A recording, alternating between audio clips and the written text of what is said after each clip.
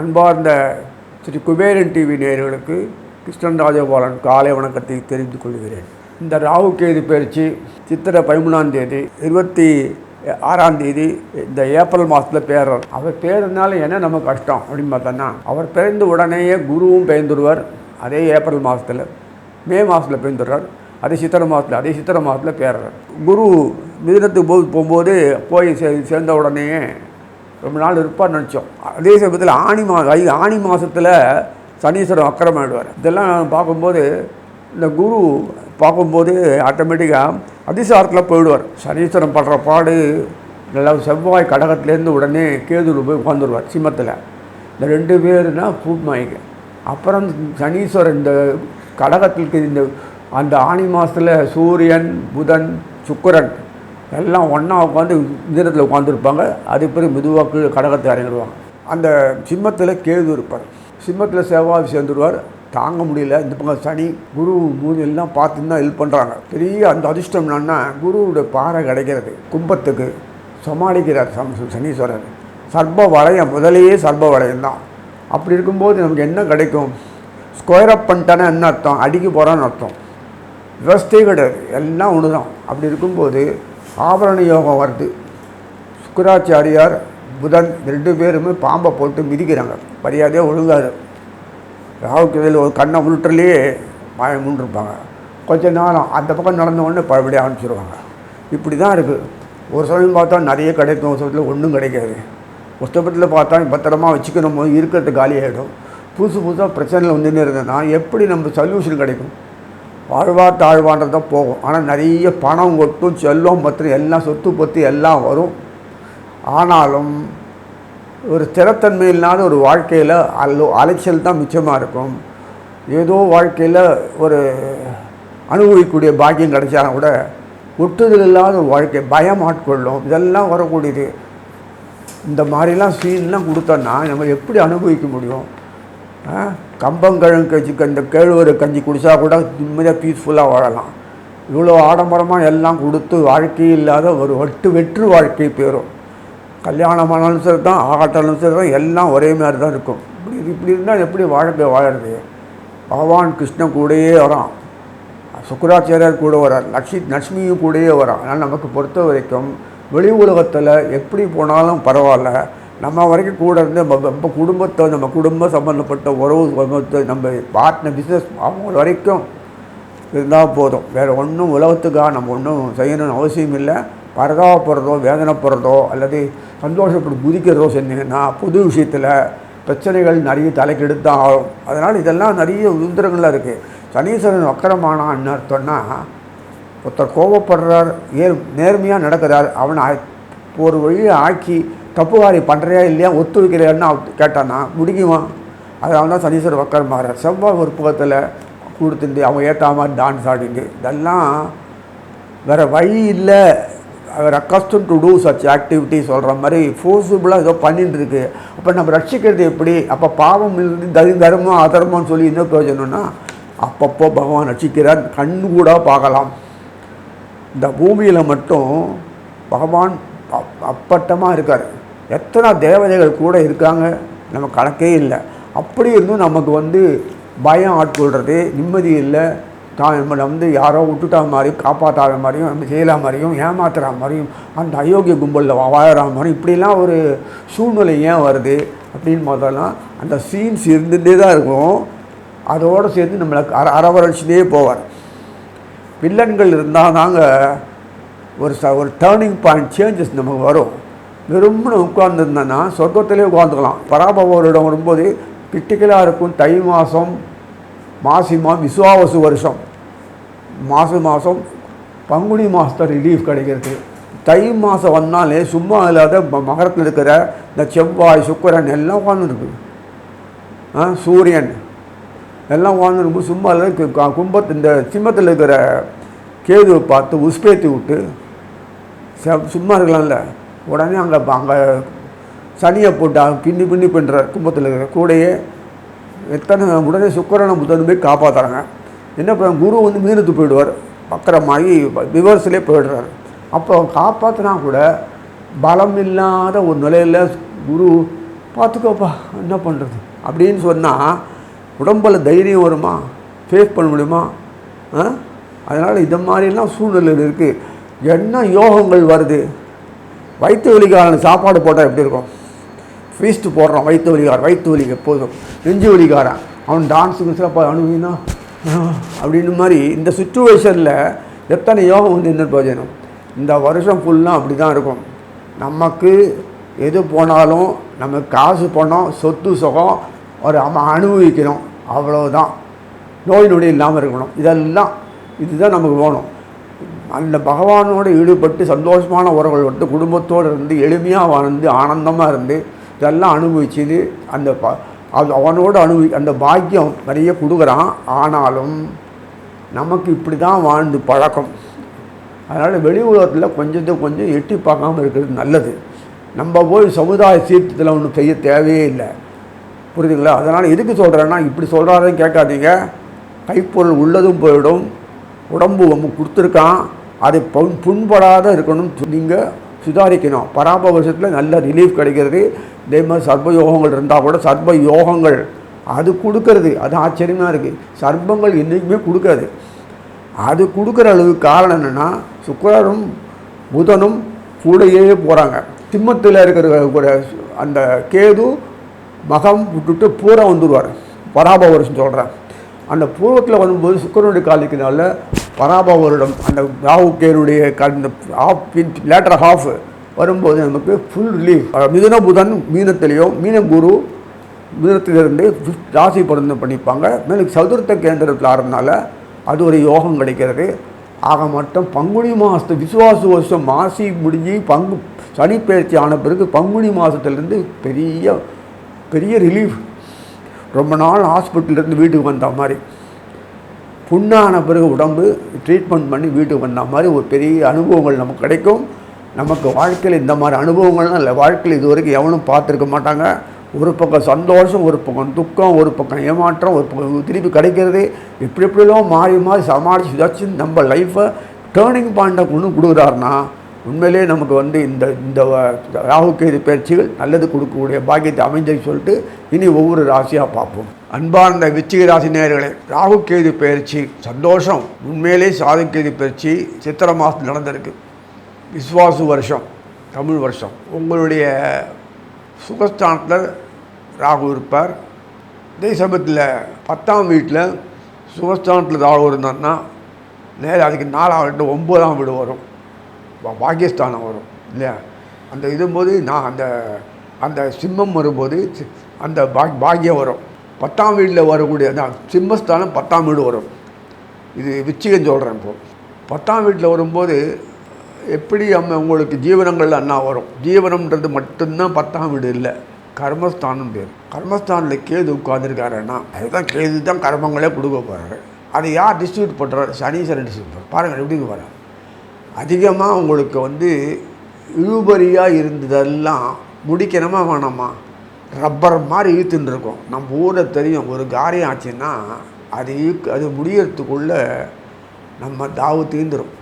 சொல்லியிருக்கோம், வில்லங்கமாகவே இருக்கும், பிரச்சனையே முடியாது. புதுசாக அதுக்கு மேலே ஒரு பிரச்சனை, சொல்யூஷனே கிடைக்காது. பணம் பொருள் உழைப்பு எல்லாம் பாழாயின்னு இருக்கும், நிம்மதியும் போயிடும். பார்க்குறீங்கள எத்தனை பேர் வாயில் விழணும். இது நமக்கு சப்போர்ட்டிவாக இருக்கிறவும் வரமாட்டாங்க, ஹெல்ப் பண்ணவும் மாட்டாங்க. இப்படிலாம் வாழ்க்கையில் போயாமல் சொல்யூஷன் பிரச்சனையே பார்த்ததுக்கு தான் விச்சிகத்தினுடைய வேலையே. அந்த அமைப்பில் இருக்கும்போது செவ்வாய் வாலண்டியராக சர்வீஸ் பண்ணி அது அமைதியாக இருக்கிற இடம் வந்து உங்களுக்கு வந்து கடகத்தில் அமைதியாக இருப்பார். ஏன்னா உணர்ச்சி காட்ட முடியாத பலம் குறைச்சல். நேரம் சனியை தொடர்பு கொள்கிற, நீ தாண்டா வழி பண்ணணும். எல்லா விதமான வினைகளுக்கு சனி தானே காரணம், நீ தான் வழி பண்ணணும். உடம்புல மனசில் தம்பு குறைஞ்சி போய் கவலை வரும்போது வாட்டும்போது நோய் தானே வாய்ப்படணும். பலம் குறைஞ்சி போய்டுறது, உழைப்பில்லை, எதிர்பார்த்து துணுண்டு, அதில் 1008 கண்டிஷன் வேறு. வாழ்க்கையில் 1 இன்ச்சு ஏறினா 4 இன்ச்சு ஏறக்கூடிய அதான் விச்சிகத்தின் அமைப்பாக இருக்கிறதுனால எப்படி மேலே வருது. அடித்தார் அடி. இப்போ சர்ப்ப பேச்சு இருந்ததுனால உங்களுக்கு செவ்வாய் துணை இல்லாமல் சனி துணை இல்லாமல் சர்ப்பங்கள் வேலையே செய்யலை. எவ்வளோ இருக்கு அதே செவ்வாயும் இந்த கட்டத்தில் வரும்போது அவருக்கு பலம் இருக்கணும்னு அவசியம் இல்லை. புனர்பூசம், பூசம், ஆயில்யம், ஒன்று சனி நட்சத்திரம், இல்லை குரு நட்சத்திரம், சனி நட்சத்திரம், புத நட்சத்திரம், இந்த 3 பேர் தொடர்பு வந்து மாற்றி மாற்றி இருக்கும் கோச்சாரத்தில் வந்து அந்த வீட்டில் இருக்கிறதுனால.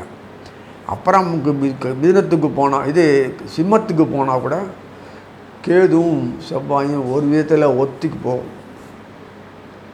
இந்த கேது வந்து அது கண்ணிலேயே வசியம் பண்ணிடும். உணர்ச்சிக்காரன் சொல்லக்கூடிய செவ்வாய் அதை பார்த்து ஆடு மயங்கி போய் ஒன்றை விட்டா எனக்கு கதியில் இவ்வளோ பெரிய என் மேலே அன்பு காட்டுறிய, பாசம் காட்டுறிய, நான் என்ன புண்ணியம் பண்ணணும், உன்னை பார்த்தாலே நிம்மதி உன் கூட இருக்கணும் அப்படின்லாம் செவ்வாய் வளரும் அவர்கிட்ட போய் கேதுக்கிட்ட. அது பார்ப்பார், சரி சந்தோஷம் சொல்லி அந்த சனியின் செவ்வாயும் மாற்றி மாற்றி ஹெல்ப் பண்ணுறது ஒரு பெரிய பிரச்சனையே இல்லை.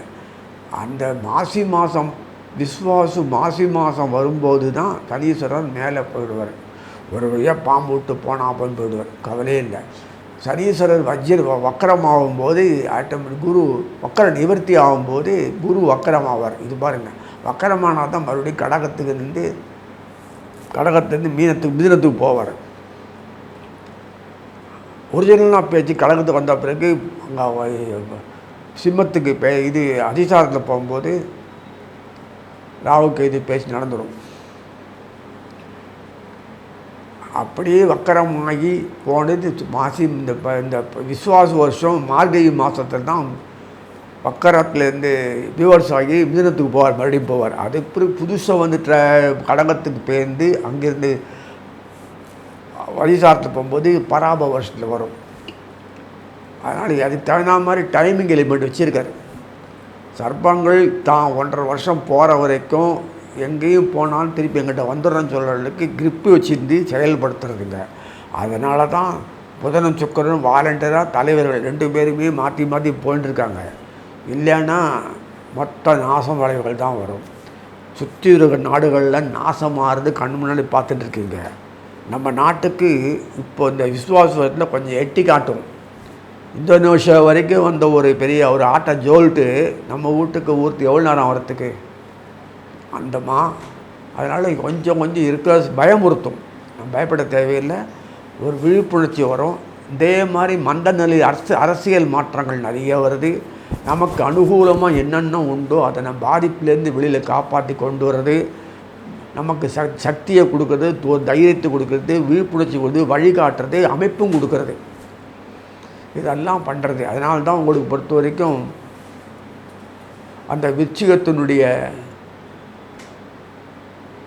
தன்மையில் பார்க்கும்போது கடகம் ரொம்ப முக்கியம். 9ஆம் வீடு 10ஆம் வீடு, 9 கடகம் 10 அங்கே தான் போகிறார். அடுத்தது பயிற்சி ராகு கேது பயிற்சி அங்கே போகும். ராகு வந்து இங்கே வந்துடும், மகரத்துக்கு வந்துடும். அந்த காலம் வரைக்குமே ஒரு பொன்னான காலம்தான். உண்மையிலேயே ஒரு வழி கூட காட்டணும், நானே பண்ண தயார் ஒன்றும் இல்லை, நீ வழி காட்டினா தான் பண்ணுவேன். இப்படி வருது. ஒரு சாணி 4 சாணி கீழே இறங்கினா எப்படி செய்ய முடியும்? எப்படி மேலே ஏறுது? 1 அடி ஏறினா 2 அடிக்கு இறங்கினா 2 அடி ஏறிட்டு 1 அடிக்கு ஏறினா பரவாயில்ல, ஒரு வழியாக வந்துடுவோம். இந்த 2 அடி ஏறி 1 அடிக்கு ஏறுது ஒரு பிரச்சனையும் இல்லை. 2 அடி ஏறி 3 அடிக்கு இறங்குற மாதிரி இறங்கிட்டுன்னா மேலே வரப்போகிறதில்ல, அவ்வளோதான். அந்த மாதிரி அமைப்பிலேயே ஓடிட்டுருந்தா சரி. ஃபோர்ஸபுளாக செயல்படணும். எப்போதும் மனமும் செயல்பாடும் ஒரு இறங்கி நடக்கணும்னா மனசை அலோவ் பண்ண தான் முடியும். மனசை நம்ம ஒத்துழைச்சா தான் செயல்பாடு ஒருங்கிணைஞ்சு ஒன்றா ஒரு காரியத்தை முடிக்க முடியும். அது வைக்கவே மாட்டோம், அப்புறம் காரியத்தை முடிச்சுடுவீங்க. அதனால் இந்த சுழற்சியில் வரக்கூடிய இந்த பாம்பினுடைய சர்ப்பத்தினுடைய அமைப்பு பார்க்கும்போது சார் எப்போதுமே 3, 6, 11 கோச்சாரத்தில் வந்து உட்கார்ந்தான்னா செஞ்சு கொடுப்பானா. எல்லாருக்கும் 3, 6, 11 வருது. அடுத்த ட்ரிப்பு வேணால் பராபா வருஷத்தில் அடுத்த பயிற்சி வரும்போது தான் வேணால் அந்த 3ஆம் வீட்டில் உட்காந்துருக்கும். 3ஆம் வீட்டில் உட்காந்துருக்கோம். ராகு உட்காந்துருப்பான் விச்சிகத்துக்கு. அது வரைக்கும் அணுகாது. எப்போது 3, 6, 11 பயப்பட வேணாம். அதே 11 3ஆம் வீடாகவும் 6ன்றது வரும்போது வேலை இதாகும். 3, 6, 11 6ஆம் வீடு வரும்போது ஆட்டோமேட்டிக்காக அதுக்கு நேரது 12ஆம் வீடு வரும். அதனால் மறைவு ஸ்தானத்தில் இருக்கிறதுனால இதே மறைவுகள் தான், அது பிரச்சனையே இல்லை. ஒரு நல்லது வேணும்னா நல்லதுன்றது எப்படி சொல்லுவேன்? நான் நல்லது உனக்கு கொடுத்துட்டான்னா மற்றவங்களை நாசம் பண்ணிவிடுவேன் நீ, அப்படிலாம் இருக்குல்ல. இந்த சான்சஸ் ரேண்டமாக இருக்கிறது, மற்றவங்களுக்கு ஆப்பர்ச்சுனிட்டி கொடுக்காத நீயே வாங்கி ஏப்பம் விட்டுட்டானா மற்றவங்க எப்படி வாழ்கிறது? தடை செஞ்சாலும் அதுதான் ராகுக்கு இது கொடுக்கப்பட்ட பெரிய இது. அது எல்லாமே ஆக்டிவேட் பண்ணி அதை அவன்கிட்ட கட் பண்ணி டைவர்ட் பண்ணி விடு. மேட்டில் தண்ணி ஏறாது, கடைமடி போது நாகப்பட்டினம் அந்த பக்கம் போனோன்னா தண்ணி அதில் ஒன்றும் போகாது, காவேரி வாட்டர். அப்போ என்ன பண்ணணும், அது என்ன வாய்க்கால் வெட்டி தண்ணி எடுத்துட்டு ஒரு பெரிய ஏரி கட்டு ரொப்பணம் வழி பண்ணால் தான் முடியும். அதே மாதிரி இந்த ராகுகேது அமைப்பில் எப்போதுமே இந்த சமயத்தில் ஹெல்ப் பண்ணுறது தான் அமௌண்ட் நமக்கு வருது, புரியுதுங்களா? அதனால் ஒரு மாறுதலுக்கு எப்படி பண்ண போது நீ கண்ணால் பாருங்கள், மாற்றாவது நடக்கும். ஆனால் விருச்சிகத்தினுடைய அமைப்பில் பார்க்கும்போது 4ஆம் வீட்டில் இருக்கிற ராகு வந்து உட்காந்துருவார். அதே சமயத்தில் அந்த 4 இது கேது சிம்மத்தில் இருப்பார். 10ஆம் வீடு வரும். அதனால் இந்த 10ம் 4ம் முக்கியம். 4ஆம் வீடு அப்படி என்ன முக்கியம்? 4ஆம் வீட்டில் சுபர்கள் பல பாதைகளுக்கு வந்து ஒரு ரூல்ஸ் இருக்குது.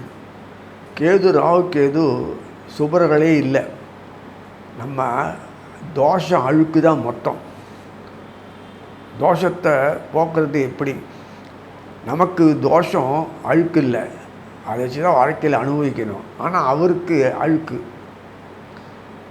அனுபவிக்கிறதுனாலே சுகத்தை அனுபவிக்கிறது நம்ம நினச்சின்னு இருக்கோம். சுகமும் துக்கமும் ஒரே மாதிரி தான் அவருக்கு பொறுத்த வரைக்கும். பகவானுக்கு அனுபவிக்கிறார். நீ ஆட்டை சாப்பிட்ற மாமிசம் சாப்பிட்றன்னா ஆடை அனுபவிக்க முடியுமா?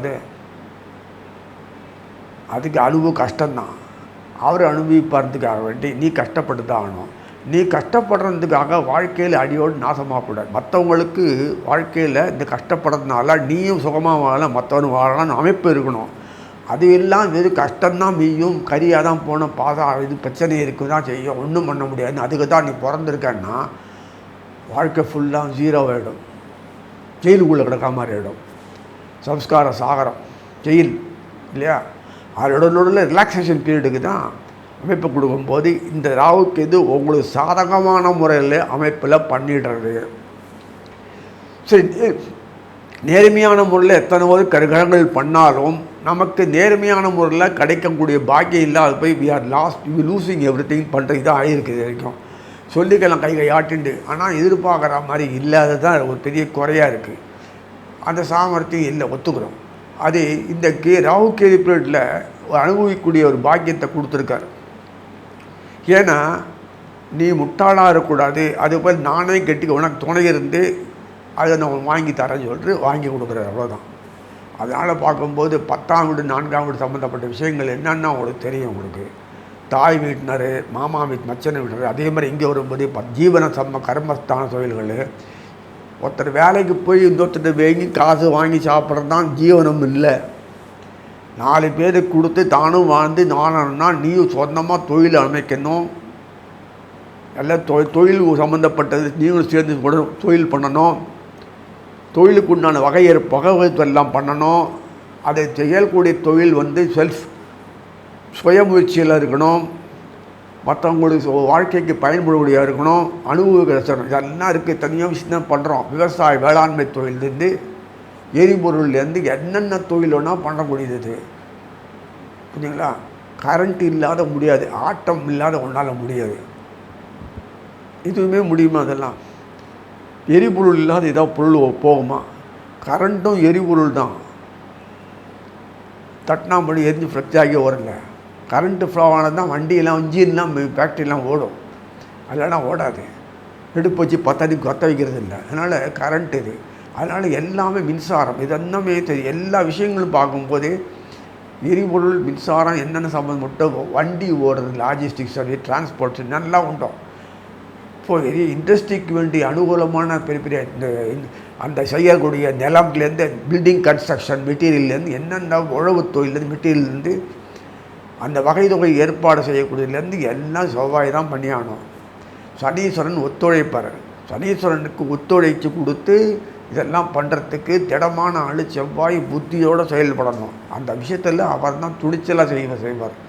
ஒரு இது நடக்கணும்னா செவ்வாய் தயவு இல்லைன்னா டேஸ்ட் அண்டு சுவை, அது எந்த லாகமாக எப்படி பண்ணால் எப்படி செஞ்சால் அதில் அது அவங்க அனுபவிக்க முடியும், என்னெல்லாம் பண்ணால் அதெல்லாம் அந்த மாதிரி மெட்டீரியல் ஸ்ட்ரிப் டிராஃப்ட்மேன்னாங்களே இந்த ஸ்கெட்ச் போட்டு அமைக்கிறது எல்லாமே செவ்வாய் தான் பண்ண முடியும். அது பண்ணால் தான் சனீஸ்வரனுக்கு ஓஹோ இப்படியா சொல்லிட்டு ஒரு பொருளையோ பண்ண முடியும் இல்லையா. ஸோ இதெல்லாம் எத்தனையோ விஷயங்களில் உலக விஷயங்களை பொறுத்த வரைக்கும் வாழ்க்கை தரத்துக்கு வேண்டிய அத்தனை வருமானத்துக்கு வேண்டிய வகைகள்லாம் தானும் பண்ணி மற்றவங்களும் பண்ண வச்சு அனுபவிக்கக்கூடிய பொருளுக்கு பாத்திரமாக இருக்கிறவங்க இவராக இருந்து செஞ்சு கொடுக்கக்கூடியவர் தான் செவ்வாய். அவருக்கு உண்டான வகை சம்மந்தப்பட்ட விச்சிகதாசினருக்கு பொறுத்த வரைக்கும் 10க்கு 4 சம்மந்தப்பட்ட இடத்துல ராகு கேது பேர்ந்ததுனால உங்களுக்கு அனுகூலமாக சனியும் செவ்வாயுமே செய்கிற அதிகபட்சம் குருவுடைய தொடர்ந்து பார்வை கிடைக்கிறது, தோஷம் போய்கினே இருக்குது. அதனால் ராகு கேது நமக்கு பனிஷ் பண்ண போகிறோம், வச்சுக்காதீங்க. பனிஷ்மெண்ட் இல்லை, அவார்டு எல்லாம் வரப்போகிறது. வாழ்க்கையில் மேலே உயர்ந்து சாதனை பண்ணணும். தடங்கள் இருந்த குடும்ப இதெல்லாம் விஷயங்கள்லாம் நல்லபடியாக முடிஞ்சதே வரும். எந்த விதமான ஒரு காரண காலத்து பழி பாவத்துக்கு ஆளாக மாட்டீங்க. அதுக்கு நிவாரணம் கிடைக்கும், உரிய கௌரவம் கிடைக்கும். இதெல்லாம் வரணும்னா வீட்டுக்குள்ளே உட்காந்து கை காட்டினா வராது. அதுக்கு உண்டான வழிமுறைகள்லாம் தெரியும்னு தெரியாது. அது பண்ணி கொடுத்து உனக்கு சாதகமான முறையில் சர்ப்பங்கள் இருந்து செயல்படுத்தி உன்னை உலகப் புகழ் நிற்க வச்சு சொல்லி வாழ்த்தி அமைகிறேன். ஸ்ரீ குபேரன் டிவியை பார்த்தமைக்கு நன்றிகள். மேலும் இது போன்ற தகவல்களை தெரிந்து கொள்ள ஸ்ரீ குபேரன் டிவியை சப்ஸ்கிரைப் செய்யுங்கள். மறக்காமல் பெல் ஐக்கானை கிளிக் செய்யுங்கள்.